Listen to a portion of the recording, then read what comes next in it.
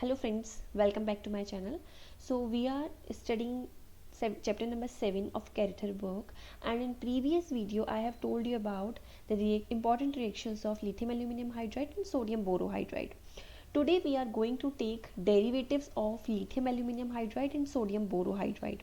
So these derivatives are also very important, right? So first we are going to take derivatives of lithium aluminum hydride.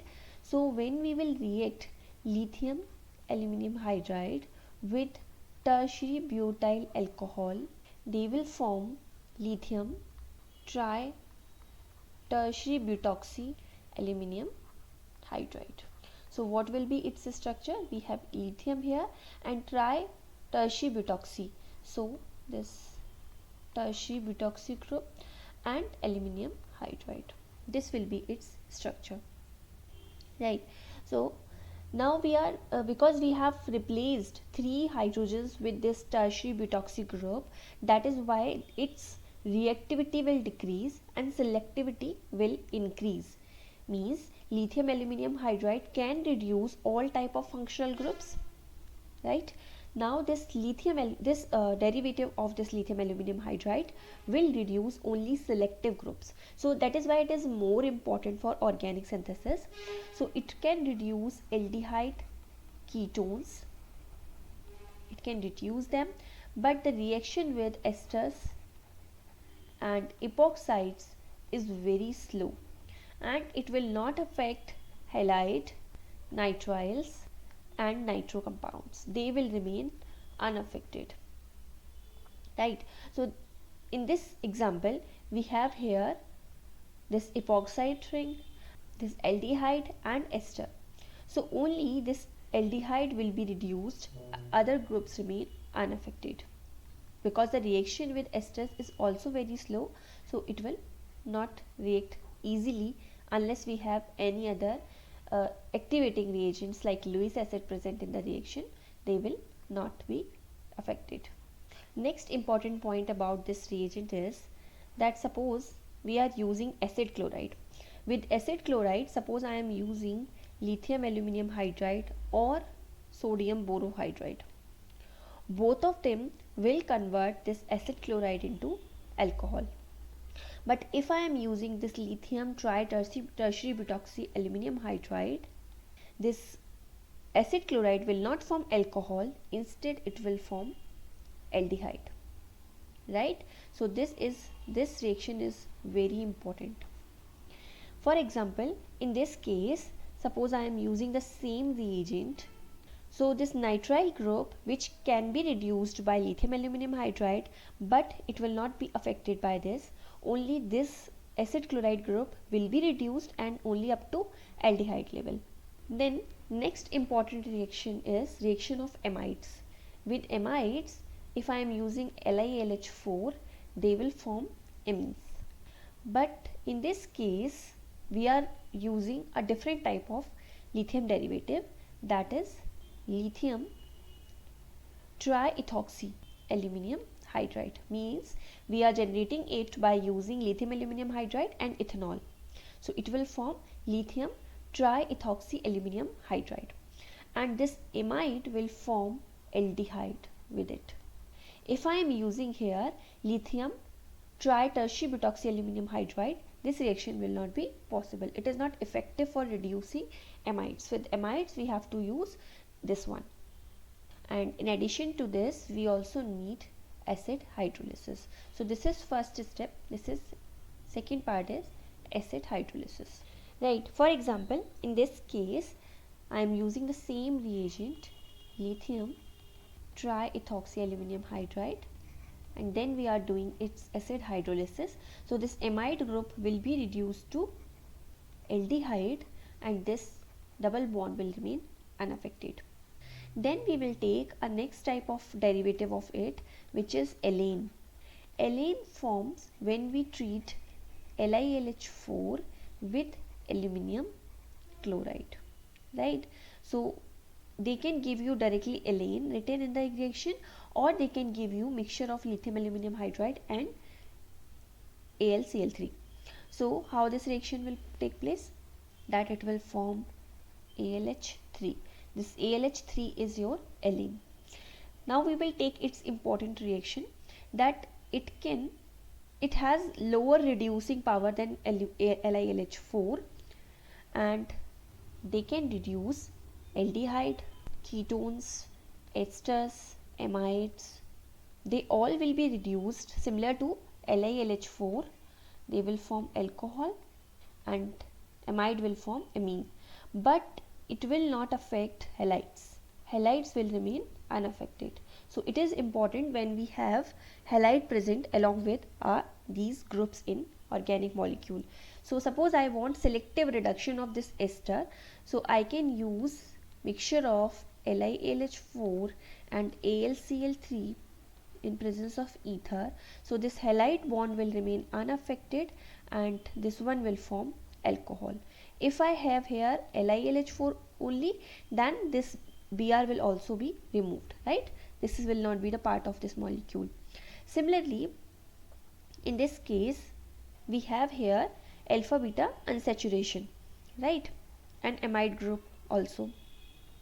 So if I am using only LiLH4, then we know that in case of alpha beta unsaturated compounds, when we have aryl group present at beta position, this is alpha carbon, this is beta carbon, and if we have aryl group present at beta position, then this double bond can also be reduced. We have studied this part in previous video, right? So if you have not watched that part, then please watch that one first.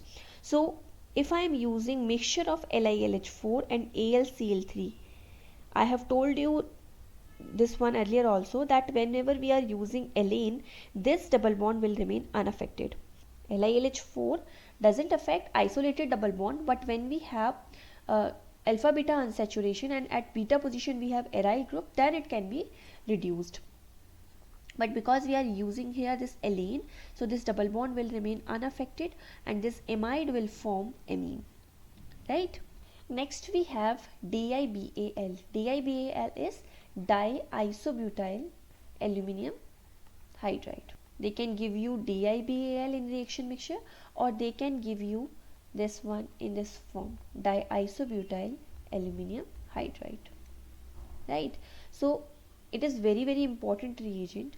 What it can do, the reactivity of this DIBAL is affected by temperature, right? So at room temperature or at ordinary temperature, aldehyde, ketones, they will form alcohol and nitriles will form amines and epoxides will form alcohol. There will be cleavage of epoxide and they will form alcohol. But if we have low temperature conditions, then esters will form aldehyde and lactones will form lactols. Nitriles and amides, they will form first amine and then they will be hydrolyzed and they will form aldehyde, right? So this part is very important when we are using nitriles and amides. At ordinary temperature, your esters will form alcohol, but at low temperature they will be reduced only to aldehyde level, right?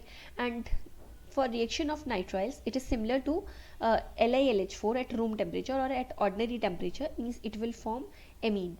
Similarly, amide will form amine. But if we are using low temperature condition, then it will first form amine, which will be hydrolyzed to form aldehyde. Means directly this nitrile and amide will give you aldehyde, right? So this one is very important because it is unexpected type of product. Generally we think that nitrile and amide will form amine after final reduction, but in this case it will form aldehyde. So here I am using this lactone. So this lactone, at when we are using DIBALH at minus 78 degrees centigrade, then it will be reduced to lactols, and here I have ester present, and similarly again I am using low temperature condition, so this ester will be reduced to only aldehyde level. At room temperature it can form alcohol, but at low temperature condition, suppose we have, it will form aldehyde. Similarly, in this case I have nitrile group here. So this nitrile will form aldehyde at low temperature. At ordinary temperature it will form amine, but at low temperature it will form aldehyde. One more property about DIBAL as this, suppose I am using alpha beta unsaturated carbonyl. So this DIBAL at low temperature will show 1,2 addition, 1,2 reduction. 1,2 reduction means only this ester will be affected, this double bond will not be affected. Then next we have derivatives of sodium borohydride. So we are going to take here two derivatives, sodium cyanoborohydride and sodium triacetoxyborohydride. So first we will take reactions of sodium cyanoborohydride. The pH is very important factor when we are taking the reaction of this sodium cyanoborohydride. It is effective in reduction of aldehyde and ketone at the pH 3 to 4. If we have neutral pH, then aldehyde or ketone will remain unaffected. So first thing is that you should know the selectivity of sodium borohydride. We know that sodium borohydride can reduce aldehyde and ketone. Its reaction is very slow with esters, and it doesn't affect halides and nitriles, nitro compounds, right? We should know them. And we are going to remove one hydrogen of the sodium borohydride to form sodium cyanoborohydride, right? Means its reactivity is further reduced, but its selectivity is increased. So it can also reduce aldehyde and ketones. It will definitely not affect esters and your carboxylic compounds, but the reactivity for aldehyde and ketone is also become very selective. Means at neutral pH it is not affecting it, but if we are using 3 to 4 pH conditions, then this aldehyde and ketone will be reduced to alcohol. So pH condition is very important. Then it is much more efficient in reduction of amines. If we have amine compound, then it can better in the reduction of them instead of this aldehyde and ketone. So what we can do, we can convert our aldehyde and ketones into iminium compounds using amines, right? We can form amine and then we can reduce them. If we don't have pH condition 3 to 4, then we can convert aldehyde and ketones first into amine, then we can reduce them. They will form amine after reduction. We have also studied about the reaction of this amine, the reduction of amine with the sodium borohydride in Clayden book summary, right? So first we will take how we can do this. So I have told you earlier that this reaction can also be possible at pH greater than 5. So what happens, that suppose I am using a aldehyde. So first I will treat it with amine. Most of the time secondary amines are used. So this nitrogen having lone pair of electron will attack on this carbon. This bond will shift here. So there will be transfer of proton from this nitrogen to this oxygen, right? Then what will happen? This OH will take proton from the reaction mixture and it will form OH2 plus, right? Then this nitrogen having lone pair of electron will give its electron to this bond and this H2O will be removed as it is a good leaving group, and we have here amine. This is the structure of your amine. Now this amine will be reduced by this sodium cyanoborohydride. How? I will take this reaction here. We have here iminium ion, then we will use sodium cyanoborohydride. It will give its hydride to this hydrogen. This bond will shift here, right? So it will form amine in this way. So let's take examples based on this reaction. So here I have this aldehyde group attached here and I am using the secondary amine, right? In addition to this I have this titanium compound, so it will increase the rate of reaction only. Then we are using this sodium cyanoborohydride. So first we have to synthesize amine from this ketone and this secondary amine. Then this will be, then this amine will be reduced by this sodium cyanoborohydride. So first we will form amine, right? We will get this iminium ion, then it will be reduced by this sodium cyanoborohydride. This H minus will attack on this carbon and this bond will shift here, so we will get amine here. Then similarly in this case I have here this secondary amine and formaldehyde used. So reaction can be in this form, means you are using aldehyde or ketone as a reactant, and on the reaction mixture you can have this secondary amine, or they can give you in starting this secondary amine and in reaction mixture they will give you aldehyde. So they can give you in both ways, right? So first it will form amine with this secondary amine, and then this will be reduced by this sodium cyanoborohydride. So I will directly write the product here. You will directly get amine, means you will get CH3 here. So similar type of reaction can also be possible with sodium triacetoxyborohydride, right? Because we are using here ketone and we have here amine, so this amine and this ketone will first form amine, then they will be reduced, right? This type of product we will get. Then next we will take properties of this sodium triacetoxyborohydride. So in this case we have further removed two hydride. In case of sodium cyanoborohydride we have removed only one H and replaced it by CN. Now if you directly compare it with this NaBH4, then we have replaced 3 hydrogens to form this sodium triacetoxyborohydride. So because we have attached 3 bulkier groups to this molecule, so it will become further more selective, less reactive, more selective than sodium cyanoborohydride also. So it can preferentially reduce aldehyde in presence of ketone, right? Means if you have aldehyde and ketone both present in a molecule, then only aldehyde will be reduced by this molecule. You can also have different derivatives of this sodium triacetoxyborohydride, like this one.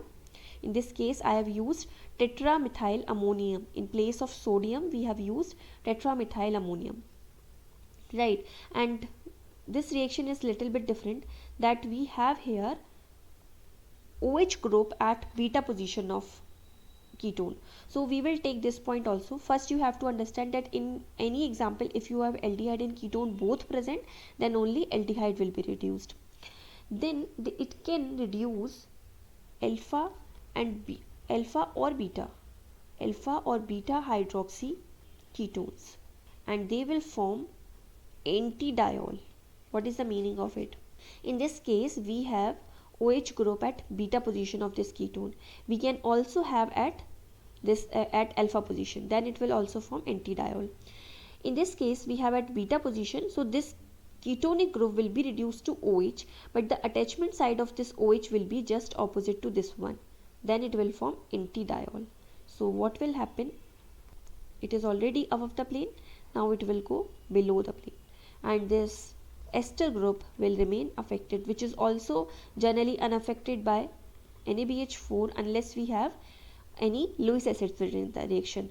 Esters can also be reduced by NaBH4, but we should have Lewis acid, titanium chloride, any other Lewis acid, or we can have calcium chloride in the reaction, then esters can be reduced. But this sodium derivatives are further more selective than sodium borohydride, that is why it will not affect this ester, it will remain unaffected. The next important reaction of this sodium cyanoborohydride is reaction with Tosylhydrazone, reduction of Tosylhydrazone, and this reaction is very important. You have already seen this example in many question papers. We will take this one, but first we will have to understand that how we can synthesize this tosylhydrazone. It is very obvious that we have this ketone and tosylhydrazine in the reaction, so first it will form hydrazone, then it will be reduced by this sodium cyanoborohydride. I am writing only this part, all other groups will remain unaffected, only this ketone will first form this tosylhydrazone, then this sodium cyanoborohydride Then the sodium cyanoborohydride will remove nitrogen and this tosyl group here, and we have only this hydrocarbon, right? And the reaction of this tosylhydrazone with tosylhydrazine with alpha beta unsaturated ketones or carbonyls, unsaturated ketones, is very different. Suppose first I am using tosylhydrazine, so it will form hydrazone like this. Then we will use this sodium cyanoborohydride, so this part will be reduced like this, right? Then next step is removal of TSH, that this bond will shift here and this tosyl group will be removed, right? We have this type of arrangement. Then next step is very important, that is 1,5 migration of hydrogen. We have hydrogen attached here, so it will be migrated to this double bond. This bond will shift here and this will shift here, so nitrogen will be removed and we have double bond at this position. This will be our final product. So this reaction is very important. We have already discussed this type of reaction of sodium cyanoborohydride in chapter number 2 of Carruthers book, where I have told you the use of sodium cyanoborohydride and the derivative and the deuterated sodium cyanoborohydride. We have used there sodium borohydride NaBd4 and in presence of acetic acid. First we have used with deuterated acetic acid, then we used it without normal acetic acid. So that reaction is also very important. It was similar to this one, but because we have used deuterated reagents, then it will become more important. So if you have not seen that reaction, please revise that one also, because it is also very important, right? So please do revision of this part. It is very simple and very important. I have seen this question almost 5 to 6 times in NET examination, so it is very common and very important also. So I will finish today's chapter here. In next video I will cover other reducing agents, then we will finish chapter number 7, and in next videos we will cover pericyclic reactions in brief, right? We will do revision of all type of pericyclic reaction in very fast manner before your examination. So thank you so much for watching, and if you like my videos, please share my videos with your friends.